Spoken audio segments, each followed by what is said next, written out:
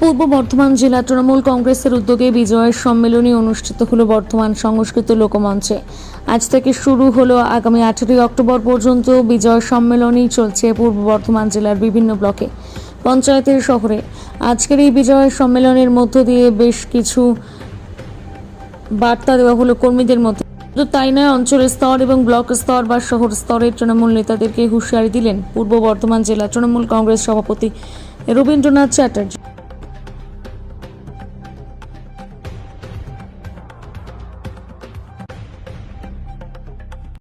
সভাপতি, গ্রাম বাংলার পুজো ক্ষেত্রে এটা একটা বিরাট ব্যাপার। এটা আমাদের কোটি টাকার সমান। আমার কাছে মনে হয় যে আমি গ্রামের ছেলে।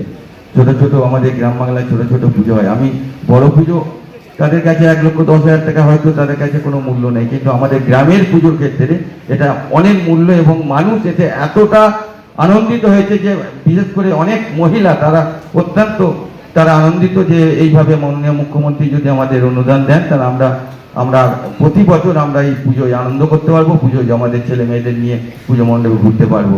এবং সাথে সাথে তাই নয়, তিনি ইলেকট্রিকের জন্য 80% সাবসিডি দিয়েছেন এবং ফায়ার বলুন অন্যান্য যে কাগজপত্র করতে হয় সেখান থেকেও তিনি বিনা পয়সায় তিনি করে দিয়েছেন। এটার নাম বাংলার মুখ্যমন্ত্রী মমতা বন্দ্যোপাধ্যায়। তাই তাকে প্রণাম জানিয়ে তাকে সম্মান জানাতে যারা ভুলে যায় তাদের পুজো করার অধিকার আমার মনে হয় তাদের নেই। তারা হচ্ছে বাংলার একদম, আমরা কি বলবো, এক কথায় যেটা বলি যেটা হচ্ছে গিয়ে যখনই মাননীয় মুখ্যমন্ত্রী আমাদের অনুদান দেওয়ার ঘোষণা করেন তখনই তারা কোর্টে চলে যান এবং কোর্টে গিয়ে কি করে পুজোর অনুদানটা বন্ধ করা যায় সেই ব্যবস্থা করেন। কিন্তু বাংলার মুখ্যমন্ত্রী ছেড়ে দেওয়ার প্রার্থী নন, তিনি বাংলার মানুষের কথা ভাবে বাংলার মানুষের জন্য সেবা করে যান। তাই মাননীয় মুখ্যমন্ত্রী যতদিন বাংলায় থাকবেন আমাদের এই দুর্গা পুজো, ঈদ, মহরম, কালী পুজো সমস্ত অনুষ্ঠানে ধর্ম একদম আমাদের বর্ধমান জেলায় আমাদের যেভাবে পুজো হয় মানে সম্প্রীতির উৎসব, আমরা তো অভিভূত।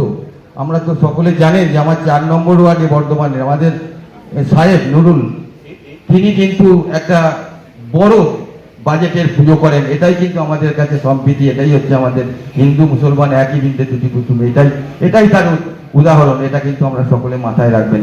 প্রত্যেকে আমরা বর্ধমান জেলায় যে সম্প্রীতি সেই সম্প্রীতিকে অক্ষুণ্ণ রাখবো এবং আগামী 26-এর নির্বাচনের জন্য আমরা এখন থেকে আমরা পুজোর পরই আমাদের বিজয় সম্মেলনের মধ্য দিয়ে আমরা শপথ নিয়ে ঝাঁপিয়ে পড়বো। সকলে ভালো থাকবেন, সুস্থ থাকবেন, নমস্কার। মাধ্যমে হয়, তারপর আমাদের 18 তারিখ পর্যন্ত সমস্ত ব্লক স্তরের বিজয় সম্মেলনীর অনুষ্ঠান করার জন্য আমাদের দলের পক্ষ থেকে নির্দেশ দিয়েছে। আমরা আশা করব আমাদের এই দল, যেটা পুজোর পরেই আমাদের মাঠে ময়দানে নামতে হবে নির্বাচনের জন্য, তার আগে দলের যে নির্দেশ যেমন জেলায় হচ্ছে এবং ব্লকে ব্লকে সমস্ত বিজয় সম্মেলনী অনুষ্ঠান আমাদের করতে হবে, কারণ এটা হচ্ছে দলের নির্দেশ।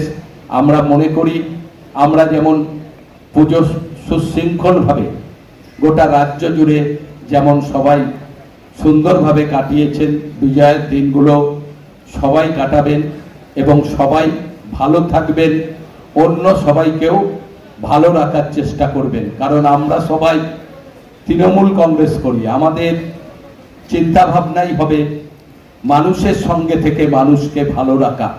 আর ভালো রাখার জন্যই আমাদের রাজ্যের মাননীয় মুখ্যমন্ত্রীর নির্দেশ অনুযায়ী আজকে এই সব অনুষ্ঠানগুলো অনুষ্ঠিত হয়।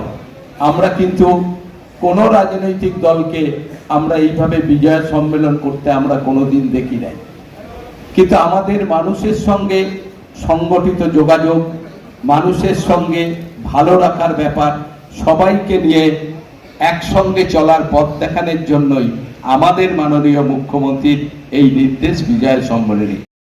মাননীয় রবীন্দ্রনাথ চ্যাটার্জি মহাশয়ের উদ্যোগে আজকের এই বিজয় সম্মেলনী অনুষ্ঠান উপস্থিত জেলার সমস্ত এমএলএগণ, আমাদের মাননীয় মন্ত্রী স্বপন দেবনাথ মহাশয় উপস্থিত, জেলা পরিষদের সভাধিপতি শ্যামাপ্রসন্ন লোহার, আমাদের এমপি ম্যাম আমাদের ডক্টর শর্মিলা সরকার থেকে শুরু করে উপস্থিত বিভিন্ন শাখা সংগঠনের সভাপতি, আমাদের চেয়ারম্যান বর্ধমান পৌরসভার এবং বিভিন্ন ব্লকের যারা সভাপতি তৃণমূল কংগ্রেসের তারা আছেন এবং বিভিন্ন পঞ্চায়েত সমিতির সভাপতি থেকে শুরু করে জেলা পরিষদের সদস্য থেকে শুরু করে কর্মাধ্যক্ষ থেকে শুরু করে বিভিন্ন অঞ্চল সভাপতি থেকে শুরু করে দলের বিভিন্ন কর্মী যারা বিভিন্ন শাখা সংগঠনে আছেন, প্রত্যেকে জেলার 16টা বিধানসভা থেকে আপনারা উপস্থিত হয়েছেন। প্রত্যেকে অনেক অনেক শুভেচ্ছা। যারা বড়রা আছেন প্রত্যেককে প্রণাম জানাই।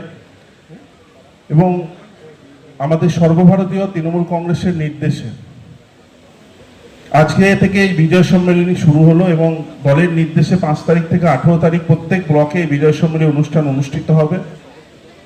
আমাদের সকলের লক্ষ্য যে সবাই মিলে সেই বিজয় সম্মেলনী অনুষ্ঠানে যোগ দিয়ে সেই বিজয় সম্মেলনী অনুষ্ঠানকে সাফল্যমণ্ডিত করতে হবে এবং সেই বিজয় সম্মেলনীতে দল যা নির্দেশ দিয়েছে সেগুলো পালন করে এবং সেই ব্লকের বিজয় সম্মেলনী যাতে গত বছরের থেকেও আরো বড় আকারে করা যায় বা আরো ভালো করে করা যায় সেই দিকে সবাই আমরা একত্রিতভাবে সবাই কর্মীরা চেষ্টা করবেন এবং পরবর্তীকালে দল বিজয় সম্মেলনীর পর যে নির্দেশ দেবে পালন করবেন। কারণ সামনেই বিধানসভা নির্বাচন। আমরা পূর্ব বর্ধমান জেলা 16টা বিধানসভায় জয়লাভ করে আছি এবং লোকসভাতে আমাদের পার্সেন্টেজ অফ ভোট তৃণমূল কংগ্রেসের বেড়েছে এবং আমাদের একটাই লক্ষ্য যে 26-এর নির্বাচনে 16টা বিধানসভা তো আমরা জিতবই, যেন পার্সেন্টেজ অফ ভোট তৃণমূল কংগ্রেসের আমরা অনেক বৃদ্ধি করতে পারি এবং রাজ্যের মধ্যে পূর্ব বর্ধমান যেন সেরা জেলা হিসাবে আমাদের নেতা অভিষেক ব্যানার্জির হাতকে শক্ত করতে পারি এবং নেত্রী মমতা ব্যানার্জির হাতকে শক্ত করতে পারি। সবাই ভালো থাকবেন। সবাইকে অনেক অনেক শুভেচ্ছা জানিয়ে আমি আমার বক্তব্য শেষ করলাম। বন্দে মাতারাম। তৃণমূল কংগ্রেস জিন্দাবাদ, তৃণমূল যুব কংগ্রেস জিন্দাবাদ, মমতা ব্যানার্জি জিন্দাবাদ, অভিষেক ব্যানার্জি জিন্দাবাদ। খুব বেশি রাজনৈতিক বক্তব্যের মধ্যে যাব না। বিধায়করা বক্তব্য রাখবেন বা অন্যান্য নেতৃবৃন্দ বক্তব্য রাখবেন, এমপি বক্তব্য রাখবেন, আমাদের মাননীয় মন্ত্রী স্বপন দেবনাথ উনিও আসছেন, সবাই বক্তব্য রাখবেন। কিন্তু বক্তব্যটা মূলত বিজয় সম্মেলনীর ব্যাপারে, শুধু দু একটা ব্যাপারে একটু না বলে দিলে অসুবিধা হচ্ছে। যেমন আমি এর আগের দিনের সভায়, সেটা অবশ্য সবাই ছিলেন না, যারা ছিলেন তাদের বলেছিলাম যে দলের একটা কঠোর নির্দেশ জারি হয়েছে। সেক্ষেত্রে বলা হয়েছে যে কোনো জায়গাতেই কোনো মানুষকে অন্য রাজনৈতিক দল থেকে গ্রহণ করতে গেলে জেলার মাধ্যমে রাজ্যের অনুমতি নিতে হবে। সেই মিটিংয়ে কালনা 2 ব্লকের সভাপতি তার বক্তব্য জানিয়েছিলেন। বক্তব্য জানানোর পর রাজ্য নেতৃত্ব সেটা পর্যালোচনা করেছেন এবং যথাসময়ে সিদ্ধান্ত তাদের জানিয়ে দেবে। ঠিক তেমনি কালকে আমরা দেখলাম যে অনেক সময় আমাদের নিজেদের মধ্যে মনোমালিন্য হয় কাজ করতে গিয়ে। হয়তো কোথাও কোথাও কঠোর সিদ্ধান্তও নিতে হয়, দল থেকে বহিষ্কার করতে হয়, সাসপেন্ড করতে হয়। কিন্তু যেটাই হোক সেটা মূলত ব্লক জেলায় জানাবে, জেলা রাজ্যকে জানাবে, রাজ্য অনুমতি দিলে সেটা কার্যকরী করা যায়। কিন্তু কোনো একজন ব্লক সভাপতি তিনি নিজেই সিদ্ধান্ত নিয়ে 5 জনকে বহিষ্কার করেছেন। আমরা খুব দুঃখিত যে রাজ্য নেতৃত্ব সেই ব্লক সভাপতিকে শোকজ করতে বলেছেন, আমাদেরকেও শোকজ করতে হয়েছে। তার উত্তরের পর সিদ্ধান্ত হবে। তাই সেই ব্যাপারেও আপনারা নিজেদের মতামত জানাবার জায়গাটা জানিয়ে তারপর যে কোনো কাজ করবেন। আমরা যে বহিষ্কার করি সেটাও রাজ্য নেতৃত্বের নির্দেশের পর, তার আগে নয়। এই কাজগুলো আমাদের সবাইকেই বুঝে চলে করতে হবে। সবাইকে ধন্যবাদ জানাই।